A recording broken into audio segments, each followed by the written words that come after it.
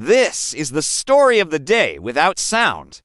One morning, when the sun was as bright as a yellow mango and the sky as blue as a kingfisher's back, something strange happened in the village of Lojer. People woke up and they couldn't speak. Their voices were stolen. The birds in the trees couldn't sing. The drums that usually echoed across the hills couldn't make a sound. The river that flowed through the village, the very lifeblood of their land, it stopped flowing. Even the fire that warmed their homes that morning burned silently.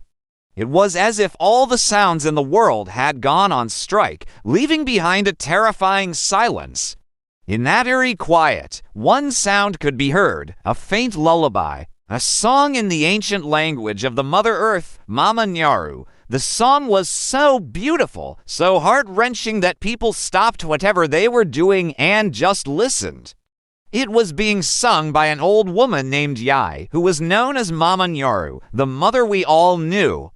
She stood by the riverbank, her wrinkled face turned towards the rising sun. As she sang, a single tear rolled down her withered cheek. People gathered around her, their faces etched with worrying and confusion. When the song ended, a young man, his voice hoarse from disuse, asked, "Why? Why has this happened?" Mama Nyaru looked at them, her eyes filled with sorrow.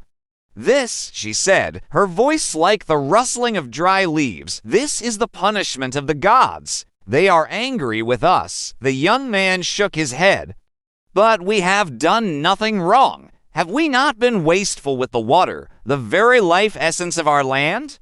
Mama Nyaru asked, "Have we not cut down trees wantonly, polluted the river, killed animals just for fun?"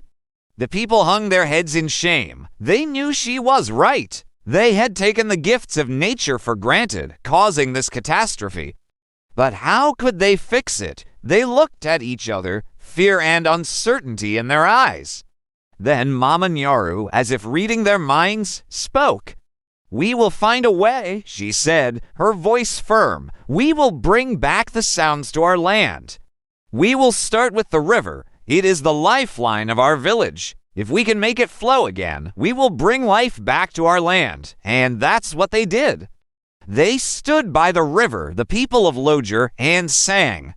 They sang songs of respect, of love for their land, of gratitude for the water. And as they sang, something amazing